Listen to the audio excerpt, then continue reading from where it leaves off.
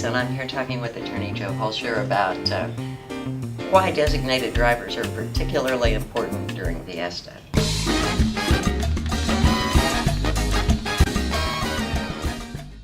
Joe, is the designated driver idea a very good way to get around getting busted during Fiesta? Yeah, it's a great idea because a lot of the Fiesta events are outside and you've got a lot of temperature variation. Sometimes it's really hot.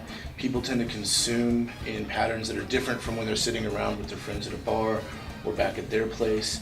And people have a much harder problem regulating their alcohol intake. So it's good to have somebody there who's just completely clean and sober as your driver.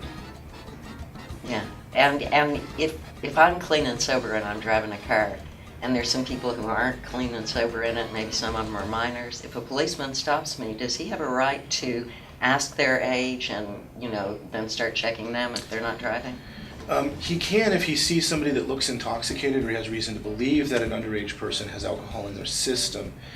He could pursue that, but most of the enforcement during Fiesta is actually for public safety. So if they look at somebody and they can tell the driver has not been drinking, you're probably just going to be allowed to leave the scene. Whereas if there's any question about a driver who's been drinking, you're almost certain to get stopped. Everybody's going to get pulled out, and they're definitely going to figure out who's a minor. Yeah.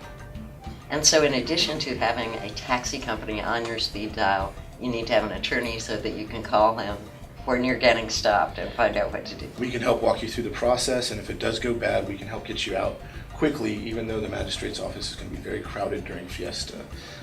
Some of the wait times, and we have people who wait more than 24 hours during Fiesta to get out of jail.